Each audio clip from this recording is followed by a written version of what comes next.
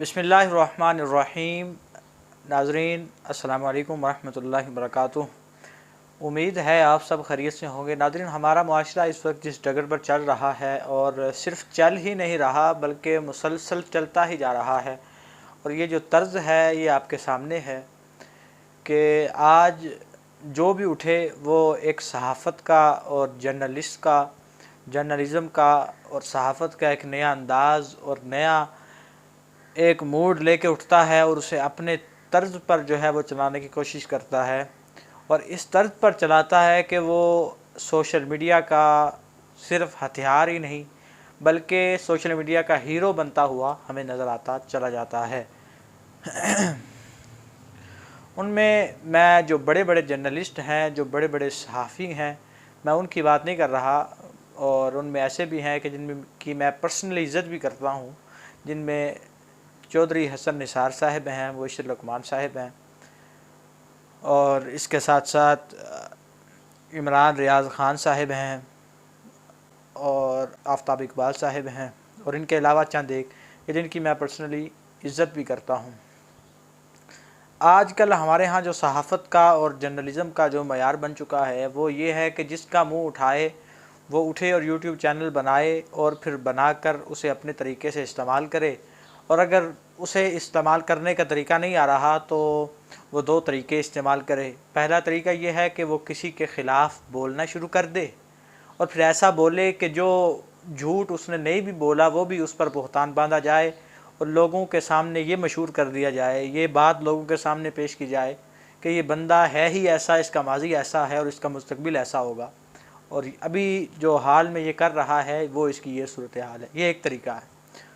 और दूसरा तरीका ये है अपने आप को जो है वो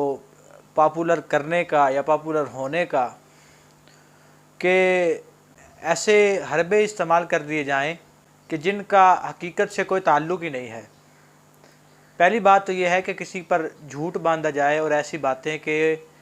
जो उस शख्सियत में मौजूद है ही नहीं सिरे से, और दूसरी बात यह है कि ऐसी बातें मुआशरे के हवाले से की जाएं या उस ज़ात पर बांधी जाएं कि जिनका हकीकत से ही कोई ताल्लुक़ नहीं है, या ऐसे हरबे इस्तेमाल कर दिए जाएं या कि जिनका किसी एक शख्सियत को फ़ायदा पहुंचता हो और किसी एक शख्सियत उससे बहरायाब और फ़ायदेमंद हो रही हो। ये दो तरीके हैं जो सहाफ़त का एक नया अंदाज़ हमारे माशरे के अंदर इस वक्त यूज़ टू हो चुका है। नाज़रीन, आपको याद होगा हमारा भी बचपन था, अभी तकरीबन कोई आज से 15 साल पहले या 12 साल पहले जो हमारे माशरे की सोच थी या हमारे ख़ानदान के लोग, चाहे जिस भी ख़ानदान या जिस सोसाइटी की तरफ भी आप चले जाएं, आज से 15-12 साल पहले ये टिक टॉक और स्नैपचैट और इस तरह की जो खुराफात हैं, इनके आने से पहले की मैं बात अगर करूं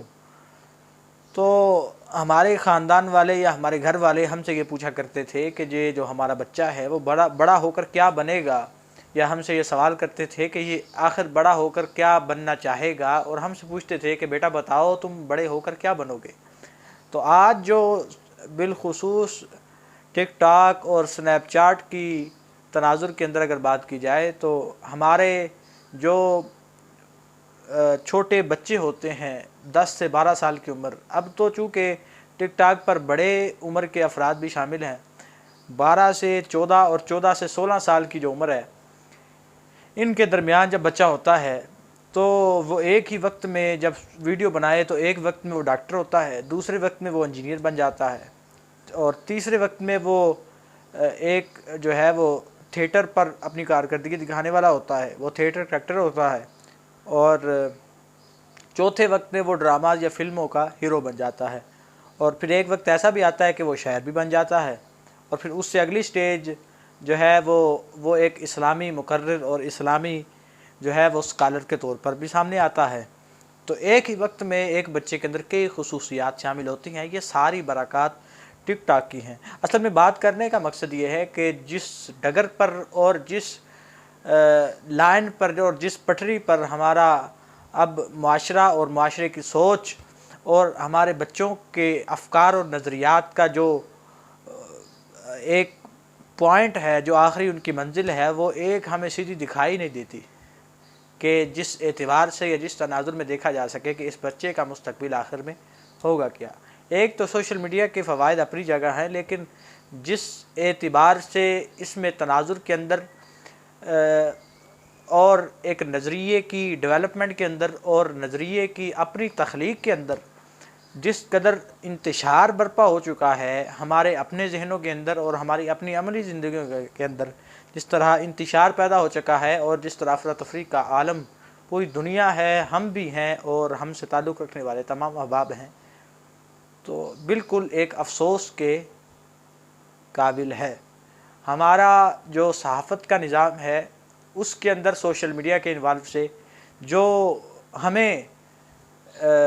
دیکھنے کو مل رہی ہیں بد نظمی اور بد عقیدگی اور انتشار، اور پھر انتشار سے پیدا ہونے والے یہ تمام برائیاں جو ہمارے معاشرے کے اندر اس وقت موجود ہیں، اللہ تعالی ہمیں